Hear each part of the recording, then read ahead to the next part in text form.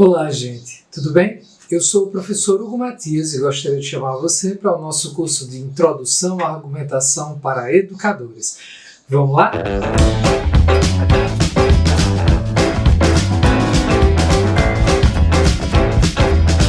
Olá, gente, tudo bem? Estamos aqui para mais uma aula do nosso curso de Introdução à Argumentação para Educadores.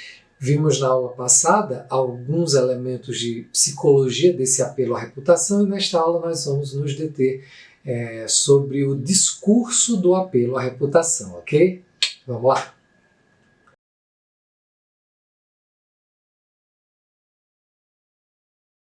Então, gente, nós agora vamos tratar da maneira como se constrói discursivamente, né? Como a gente pensa e realiza no discurso esse apelo à reputação que tem algum efeito em situações argumentativas. A gente vai falar disso em dois sentidos: um apelo positivo à reputação e um apelo negativo à reputação. Então, vamos iniciar por aquele expediente em que alguém faz um apelo à autoridade. Nos manuais de lógica, de retórica, o nome que isso vai ter é o argumentum ad verecundiam, que na verdade significa apelo à modéstia. Em que consiste essa estratégia? É quando você pretende, de fato, transferir credibilidade da fonte do discurso para o próprio discurso. Quando você tenta transferir, por exemplo, a credibilidade de alguma autoridade que você está citando para aquilo que você pretende que seja concluído. Isso é muito comum no nosso dia a dia, é muito comum na imensa maioria das situações argumentativas, né, que a gente recorra a algum tipo de autoridade. Lembrando que aqui a gente está falando de autoridade cognitiva, ou seja, o fato de que alguém, por ter perícia em determinada área do conhecimento, tem propriedade em falar daquilo, e isso dá plausibilidade ao discurso. Então, é claro que esse apelo à autoridade, ele é efetivo se a autoridade, né, ela dispõe dessa legitimidade. E também se nós não temos fontes diretas de informação sobre o assunto à nossa disposição. Então, é nessas situações em que a gente eventualmente recorre à palavra da autoridade. Isso é muito comum. Agora, veja só, quando me parece que foi John Locke que nomeou assim esse expediente argumentativo, né, argumentum ad verecundiam, o apelo à modéstia, ele estava se referindo a uma estratégia que não era tão racional assim, quando alguém recorria a uma autoridade e o objetivo era impedir o seu interlocutor de exercer qualquer tipo de crítica, porque criticar uma autoridade estabelecida, principalmente na época, seria demonstrar muita falta de modéstia. Isso não pegaria bem numa eventual audiência de debate. Então, isso pode ser mal utilizado e é nesse sentido em que o argumento ad verecundiam ele pode assumir o seu caráter falacioso. Na verdade, existem várias falhas no uso que se pode fazer do apelo à autoridade e todas essas falhas podem tornar esse apelo falacioso. A gente pode, por exemplo, dizer que eventualmente existe uma falha em reconhecer a pertinência da autoridade cognitiva para o tema em questão e em debate. É muito comum que a gente cite uma autoridade de uma outra área qualquer para falar da área que a gente está falando. E se essa pessoa tem autoridade em outra área, não tem em todas.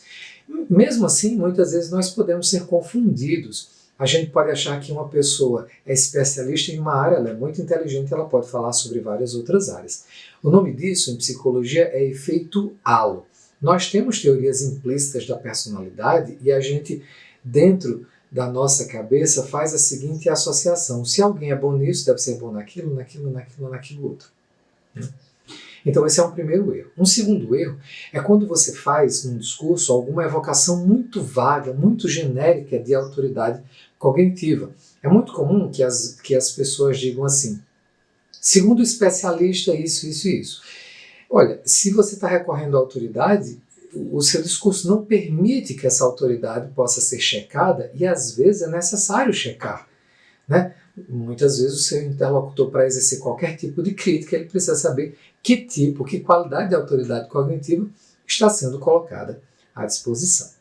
Um terceiro erro que torna esse recurso falacioso é quando você interpreta equivocadamente o discurso do especialista, distorcendo para que ele favoreça a conclusão que você pretende favorecer. Então, isso é também uma outra maneira de usar de maneira errada, equivocada, esse recurso à autoridade. Ok? Bom, como eu falei, tem um outro tipo de apelo à reputação, mas que na verdade critica a reputação.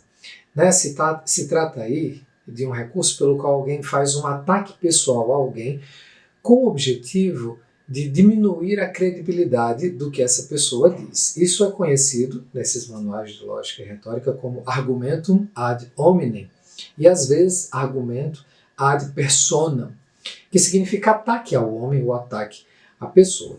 Aí você tem que situação? Um ataque ao caráter, por exemplo, do interlocutor, e esse ataque geralmente é moral e visa trazer prejuízo à sua credibilidade, que é transferido àquilo que ele diz. Mas existem outros tipos de ataque pessoal. Você pode, em vez de atacar o caráter moral da pessoa com quem você dialoga, você pode atacar a credibilidade do discurso em função da circunstância em que o discurso é proferido.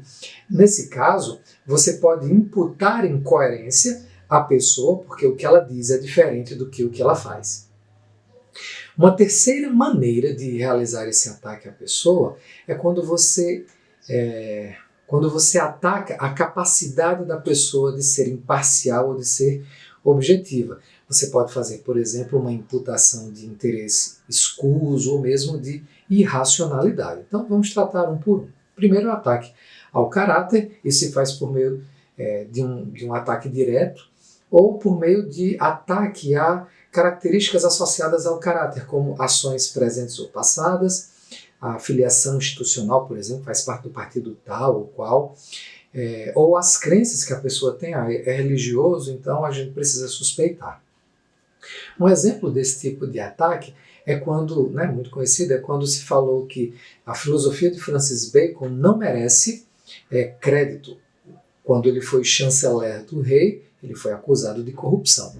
Veja que a acusação de corrupção, embora importante e relevante para julgar o caráter do filósofo Francis Bacon, não tem relevância para julgar a verdade ou não, a validade ou não da sua filosofia. Então, aí assume essa dimensão falaciosa. Mas é claro que há situações em que esse ataque ele pode ser pertinente. Imagine uma situação em que você está diante de alguém cujo testemunho leva a opinião pública para uma direção e você percebe que esse testemunho é de valor questionável porque o caráter da pessoa é questionável. Então, um ataque ao caráter aí seria pertinente, né? De todo modo, é sempre importante a gente ponderar qual é a questão que está sendo debatida para saber se poderia haver ou não pertinência, em alguma avaliação do caráter da pessoa com quem você fala ou de alguém a quem a pessoa com quem você fala se recorre. Então, com relação aos ataques que se dirigem à circunstância, a circunstância que desabona a fala, a ideia é apontar uma contradição mesmo entre a fala e a ação. Talvez um exemplo clarifique isso. Imagine que você vai ao médico, você está com a tosse, seja lá o que for, e aí o médico diz, olha, você precisa parar de fumar, porque existem várias evidências de associação entre fumo e câncer de pulmões ou de algum outro órgão do sistema respiratório, ou seja lá o que for. E aí o que é que acontece? Quando está acabando a consulta, o médico acende um cigarro e fuma. E é claro que você percebe ali aquilo que você vai chamar de incoerência. Porque o que ele faz parece contradizer o que ele diz. Mas é preciso que você avalie se há mesmo pertinência, né? Os argumentos que ele eventualmente usou para demonstrar a associação entre fumar e câncer, eles podem ser absolutamente verdadeiros e em relação bastante válida. Então, qual é o problema de ele fumar? Poderia haver uma racionalidade na crítica se você pensar da seguinte maneira, que na verdade ele usou, o médico, a sua própria autoridade cognitiva como perito em medicina para dizer a você, para dar esse conselho. E ele coloca em xeque a sua autoridade cognitiva, parece não levar a sério o que disse na sua própria vida. Então, por que você deveria levar o conselho que ele parece não levar a sério? Por esse aspecto, você poderia entender que há aí uma razoabilidade na crítica que faz. Mais uma vez, é sempre importante a gente avaliar a pertinência da crítica circunstancial, levando em conta a natureza da questão e o modo como o argumento pretende ser recebido. Né? Talvez não haja contradição lógica, mas talvez haja contradição entre os compromissos assumidos na fala e no comportamento, ou uma questão relacionada à autoridade cognitiva, como eu mencionei. O terceiro tipo de crítica é quando você faz a imputação de alguém de um motivo para a imparcialidade. Podem ser interesses econômico-financeiros, políticos, até emocionais. Por exemplo, quando alguém diz que um homem não pode discutir a questão do aborto porque ele não pode experimentar essa questão e, portanto, é impossível que compreenda. Essa estratégia ela tem um potencial para assustar o diálogo. Você nega a todo um grupo de pessoas a capacidade, a possibilidade de falar algo pertinente sobre isso. Isso é grave, deve ser avaliado com cuidado. Será que não é possível empatia nesse caso, ou mesmo compreender o testemunho das mulheres efetivamente? Então, essa estratégia é um ataque de tipo diferente e ela pode ser devastadora para a racionalidade. Gente, mais uma vez eu espero que vocês tenham entendido aí a nossa aula, que ela tenha sido interessante e se ela foi, não esqueçam de deixar o like. Valeu, até mais!